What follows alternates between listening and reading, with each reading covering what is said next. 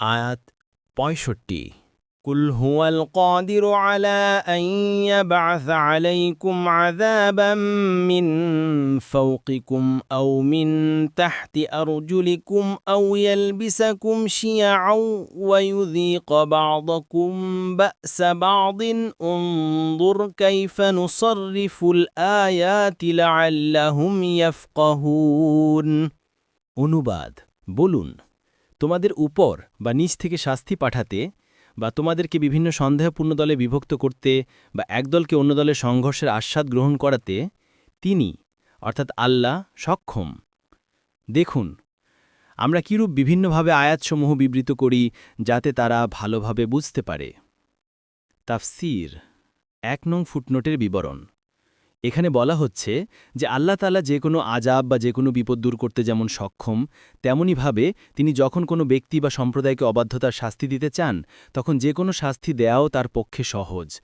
কোনো অপরাধীকে বা কোনো সাহায্যকারীরও প্রয়োজন হয় না। বলা হচ্ছে আল্লাহ তাআলা এই বিষয়েও শক্তিমান যে তোমাদের প্রতি উপর দিক থেকে বা কিংবা পদতল থেকে কোনো শাস্তি পাঠিয়ে দেবেন, কিংবা তোমাদেরকে বিভিন্ন দলে উপদলে বিভক্ত করে পরস্পরের মুখোমুখি করে দেবেন এবং এক দলকে অন্য দলের হাতে শাস্তি দিয়ে ধ্বংস করে দেবেন। মূলত আল্লাহর শাস্তি ৩ প্রকার: ১ যা উপর দিক থেকে আসে, ২ যা নিচের দিক থেকে আসে এবং ৩ যা নিজেদের মধ্যে মতপরিভেদের আকারে সৃষ্টি হয়। এসব প্রকার আযাব দিতেই আল্লাহ তাআলা সক্ষম। ২ নং ফুটনোটের বিবরণ। মুফাসসিরগণ বলেন, উপর দিক থেকে আযাব আসার দৃষ্টান্ত বিগত উম্মতসমূহের মধ্যে অনেক রয়েছে। যেমন নূহ আলাইহিস সালামের সম্প্রদায়ের উপর প্লাবন আকারে বৃষ্টি বর্ষিত হয়েছিল, আদ জ্যোতির উপর ঝড়ঝঞ্ঝা চড়াও হয়েছিল, লূত আলাইহিস সালামের সম্প্রদায়ের উপর প্রস্তর বর্ষিত হয়েছিল এবং ইসরায়েল যখন মক্কার উপর চড়াও হয় তখন পক্ষীকুল দ্বারা তাদের উপর কঙ্কর বর্ষণ করা হয়, ফলে সবাই চর্বিত ভূষির ন্যায় হয়ে যায়। ৩ নং ফুটনোটের বিবরণ। এমনিভাবে বিগত উম্মতসমূহের মধ্যে নিচের দিক থেকে আযাব আসারও বিভিন্ন প্রকার অতিবাহিত হয়েছে। নূহ আলাইহিস সালামের সম্প্রদায়ের প্রতি উপরের আযাব বৃষ্টির আকারে এবং নিচের আযাব ভূতল থেকে পানিস্ফীত হয়ে প্রকাশ পেয়েছিল। তার একই সময়ে উভয় প্রকার আযাবে পতিত হয়েছিল।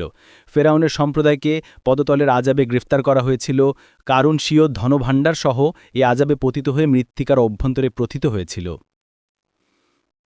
আব্দুল্লাহ ইবনে আব্বাস রাদিয়াল্লাহু আনহুমা, মুজাহিদ রাহিমাহুল্লাহ প্রমুখ মুফাসসিরগণ বলেন, উপরের আযাবের অর্থ অত্যাচারী বাদশাহ ও নির্দোষ শাসকবর্গ এবং নিচের আযাবের অর্থ নিজ চাকর নকর এবং অধীনস্থ কর্মচারীদের বিশ্বাসঘাতকতা, কর্তব্যে অবহেলা এবং আত্মসাৎ করা হয়।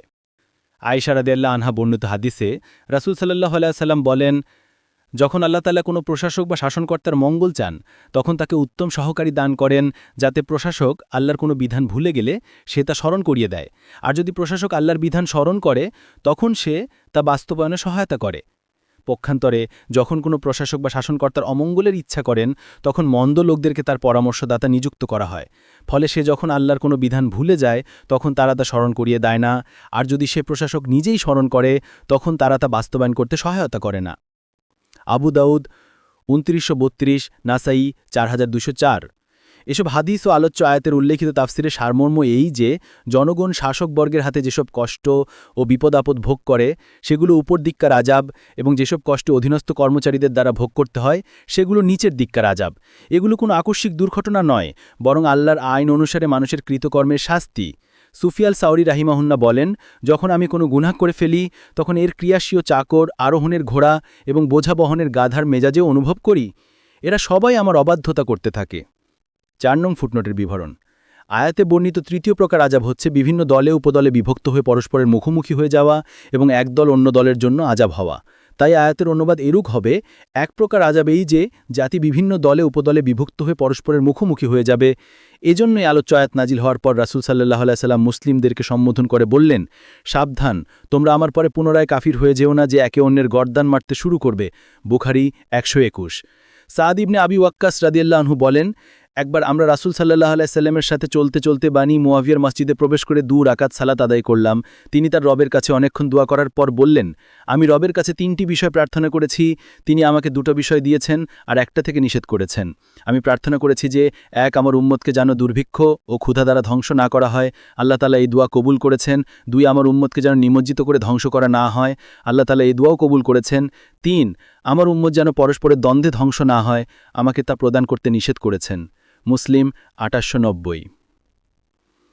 এসব হাদিস থেকে প্রমাণিত হয় যে উম্মতে মুহাম্মাদের উপর বিগত উম্মতদের ন্যায় আকাশ বা ভূতল থেকে কোনো ব্যাপক আযাব আগমন করবে না, কিন্তু একটা আযাব দুনিয়াতে তাদের উপরও আসতে থাকবে। এ আযাব হচ্ছে পারস্পরিক যুদ্ধবিগ্রহ এবং দলীয় সংঘর্ষ। এজন্যই রাসূল সাল্লাল্লাহু আলাইহি সাল্লাম অত্যন্ত জোর সহকারে উম্মতকে বিভিন্ন দলে উপদলে বিভক্ত হয়ে পরস্পরের দ্বন্দ্ব কলহে এবং যুদ্ধবিগ্রহে লিপ্ত হতে নিষেধ করেছেন। তিনি প্রতি ক্ষেত্রে হুঁশিয়ার করেছেন যে দুনিয়াতে যদি তোমাদের উপর আল্লাহর শাস্তি নেমে আসে তবে তা পারস্পরিক যুদ্ধবিগ্রহের মাধ্যমেই আসবে। অন্য আয়াতে এই বিষয়টি পূর্ববর্তী উম্মতদের ক্ষেত্রে আরও স্পষ্টভাবে বর্ণিত হয়েছে। তারা সর্বদা পরস্পরে মতবিরোধী করতে থাকবে, তবে যাদের প্রতি আল্লাহর রহমত রয়েছে তারা এর ব্যতিক্রম। সূরা হুদ 118 থেকে 119। এতে বোঝা গেল যে যারা পরস্পরে মতবিরোধ করে তারা আল্লাহর রহমত থেকে দূরে বা দূরবর্তী। তাই আয়াতে বলা হয়েছে, যারা বিভক্ত হয়ে পড়েছে এবং মতবিরোধ করেছে তোমরা তাদের মতো হইও না, কেননা যারা মতবিরোধে লিপ্ত হয়েছে তারা আল্লাহর রহমত হতে দূরে সরে এসেছে।